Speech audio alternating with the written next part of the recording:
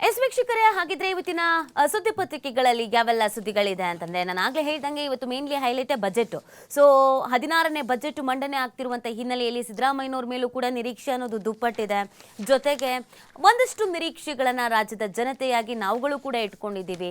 ಯಾವ ಕ್ಷೇತ್ರಕ್ಕೆ ಹೆಚ್ಚಿನ ರೀತಿಯಾದಂಥ ಅನುದಾನ ಸಿಗಬಹುದು, ಒತ್ತನ್ನ ಕೊಡಬಹುದು, ಹೊಸ ಯೋಜನೆಗಳ ಅನೌನ್ಸ್ಮೆಂಟ್ ಆಗತ್ತಾ, ಕೆಲವು ಯೋಜನೆಗಳನ್ನ ಕೈ ಬಿಟ್ಬಿಟ್ಬಿಡ್ತಾರಾ, ಈ ಥರದ್ದೆಲ್ಲ ಪ್ರಶ್ನೆಗಳಿದೆ. ಸೊ ಅದರಂತೆಯೇ ಕನ್ನಡಪ್ರಭದ ಮೊದಲ ಸುದ್ದಿಯನ್ನ, ಮೊದಲ ಹೈಲೈಟ್ ಅನ್ನ ನಾವು ನೋಡೋದಾದ್ರೆ, ಇವತ್ತು ಸಿಎಂ ದಾಖಲೆಯ 16ನೇ ಮುಂಗಡ ಪತ್ರ, ಸಿದ್ದು ಸ್ವೀಟ್ 16 ಬಜೆಟ್ ಅನ್ನುವಂಥದ್ದು ಹೆಡ್ಲೈನ್ ಆಗಿದೆ.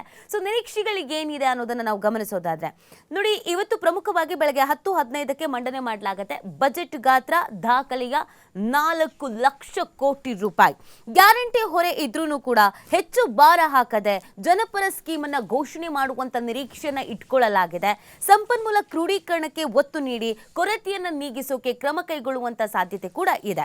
ಮುಖ್ಯಮಂತ್ರಿ ಸಿದ್ದರಾಮಯ್ಯನವರು ತಮ್ಮ ಸ್ವೀಟ್ 16 ಬಜೆಟ್ ಮಂಡನೆಗೆ ಸಜ್ಜಾಗಿದ್ದು, ಈ ಬಾರಿಯ ಬಜೆಟ್ ಜನತೆಯ ಪಾಲಿಗೆ ಸಿಹಿ ಆಗತ್ತಾ ಅಥವಾ ಕಹಿ ಆಗತ್ತಾ ಅನ್ನೋ ಪ್ರಶ್ನೆಯಂತೂ ಇದ್ದೇ ಇದೆ. ಇವತ್ತು ಶುಕ್ರವಾರ, ಶುಭ ಶುಕ್ರವಾರ ಆಗಬಹುದು ಅನ್ನುವಂಥ ನಿರೀಕ್ಷೆಯನ್ನ ರಾಜ್ಯದ ಜನತೆ ಇಟ್ಕೊಂಡು ಕಾಯ್ತಾ ಇದ್ದಾರೆ.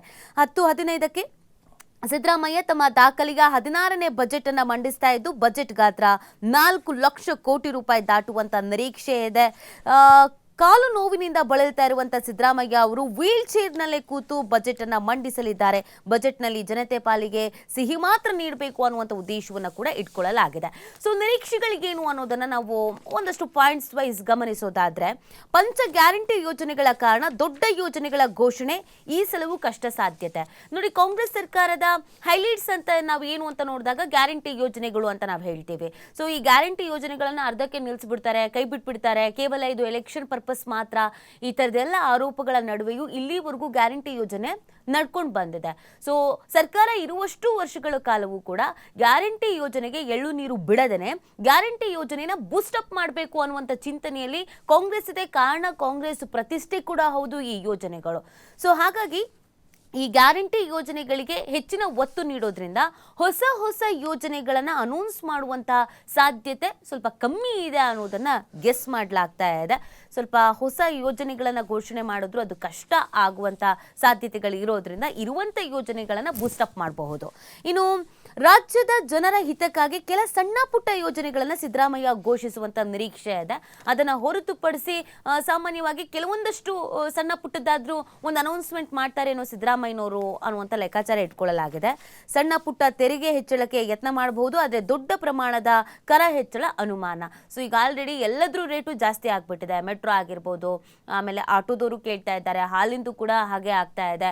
ಹೀಗಿರ್ಬೇಕಾದ್ರೆ ಮತ್ತಿನ್ನೇನಾದ್ರೂ ನಾವು ಟ್ಯಾಕ್ಸ್ ಹೆಚ್ಚು ಮಾಡ್ತೀವಿ ಅಂತ ಅಂದ್ರೆ ಇದು ಸರ್ಕಾರಕ್ಕೆ ಸಮಸ್ಯೆ ಆಗಬಹುದು. ಇದೇನಪ್ಪ ಗ್ಯಾರಂಟಿ ಯೋಜನೆನ ಕೊಟ್ಟರು ಮತ್ತೆ ಇನ್ನೆಲ್ಲದ್ರೂ ರೇಟು ಜಾಸ್ತಿ ಮಾಡಿಬಿಟ್ರು ಅಂತ. ಹಾಗಾಗಿ ಆ ಜೇನುಗೂಡಿ ಕೈ ಹಾಕೋದು ಕಮ್ಮಿ ಹಾಕಬಹುದು, ಬಟ್ ಅದರ ಪರ್ಸೆಂಟೇಜ್ ಕಮ್ಮಿ ಅನ್ನೋದನ್ನ ಗೆಸ್ ಮಾಡಲಾಗ್ತಾ ಇದೆ.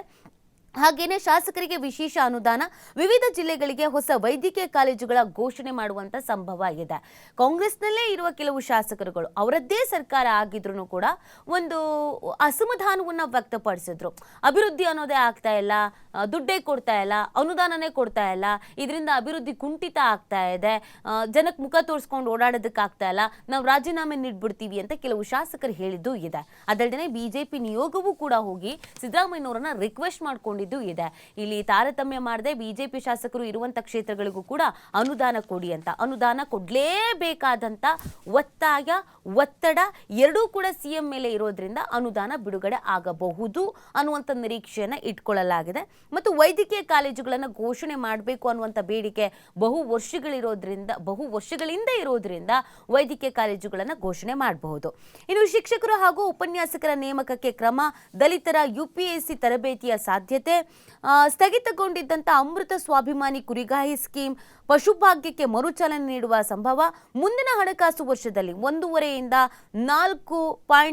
1.40 ಲಕ್ಷ ಕೋಟಿ ರೂಪಾಯಿ ಸಾಲ ಪಡೆಯುವಂತ ಸಾಧ್ಯತೆ, ರಾಜ್ಯದ ಸಾಲದ ಹೊರೆ ಕೂಡ 7.5 ಲಕ್ಷ ಕೋಟಿಯಿಂದ 8 ಲಕ್ಷ ಕೋಟಿ ರೂಪಾಯಿಗೆ ತಲುಪುವ ಅಂದಾಜನ್ನ ಇಟ್ಕೊಳ್ಳಲಾಗಿದೆ. ಸೊ ಇದಿಷ್ಟು ನಿರೀಕ್ಷೆಗಳಿದ್ರೂ ಕೂಡ ಸಿಎಂ ಮುಂದೆ ಒಂದಷ್ಟು ಸವಾಲುಗಳು ಕೂಡ ಇದೆ. ಯಾಕಂದರೆ ಆರ್ಥಿಕ ಸಂಪನ್ಮೂಲ ಕ್ರೋಢೀಕರಣ ಅನ್ನೋದು ಏನಿದೆಯಲ್ಲ, ನಾವು ಅದನ್ನು ಅತಿ ದೊಡ್ಡ ಟಾಸ್ಕ್ ಅಂತಲೇ ನಾವು ಕರಿತೀವಿ. ಈಗ ಇಷ್ಟು ಯೋಜನೆಗಳ ನಡುವೆ, ಗ್ಯಾರಂಟಿ ಯೋಜನೆಗಳ ನಡುವೆ, ತೆರಿಗೆ ಆಗಿರ್ಬೋದು, ಇದೆಲ್ಲದರ ನಡುವೆ ಸಂಪನ್ಮೂಲ ಕ್ರೋಢೀಕರಣ ತಾವು ಹೇಳಿಕೊಂಡಂಥ ಲೆವೆಲಿಗೆ ರೀಚು ಆಗಿರಬೇಕಾಗತ್ತೆ.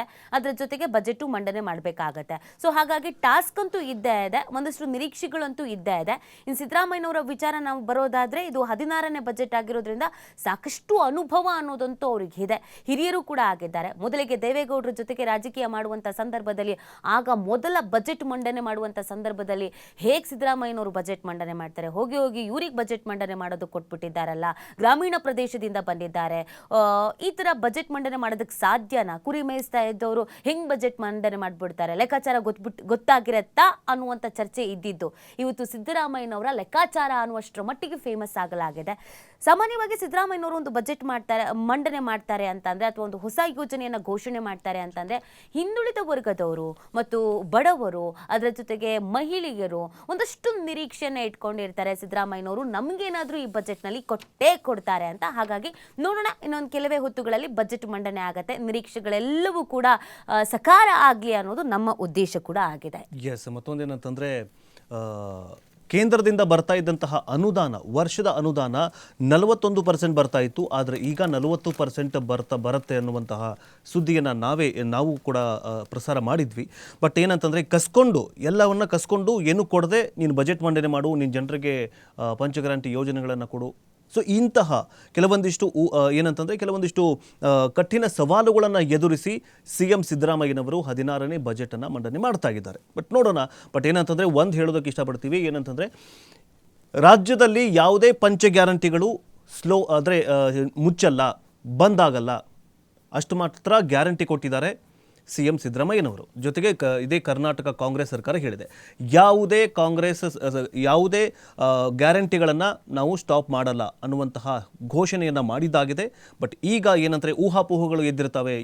ಈ ಗ್ಯಾರಂಟಿ ಯೋಜನೆ ಬಂದ್ ಮಾಡ್ತಾರೆ, ಶಕ್ತಿ ಯೋಜನೆ ಬಂದ್ ಮಾಡ್ತಾರೆ, 2,000 ರೂಪಾಯಿ ದುಡ್ಡು ಬರಲ್ಲ, ಹಾಗೆ ಹಿಂಗೆ ಅಂತ ಹೇಳಿರ್ತಾರೆ. ತಲೆ ಕೆಡಿಸ್ಕೊಳ್ಳೋಕೆ ಹೋಗಬೇಡಿ. CM ಸಿದ್ದರಾಮಯ್ಯನವರು, CM DK ಶಿವಕುಮಾರ್ ಅವರು ಎಲ್ಲ ಸೂತ್ರಗಳನ್ನು ಹೆಣೆದೇ ಈ ಗ್ಯಾರಂಟಿ ಯೋಜನೆಗಳನ್ನು ಕರ್ನಾಟಕದ ಜನತೆಗೆ ತಂದಿದ್ದಾರೆ. ಬಟ್ ಈಗ ಏನಾದರೂ ಈ ಒಂದು ಆಯವ್ಯಯದಲ್ಲಿ ಹೊಸ ಯೋಜನೆಗಳೇನಾದರೂ ಬರ್ತಾವ ಅಂತ ಕಾದು ನೋಡಬೇಕಾಗಿದೆ.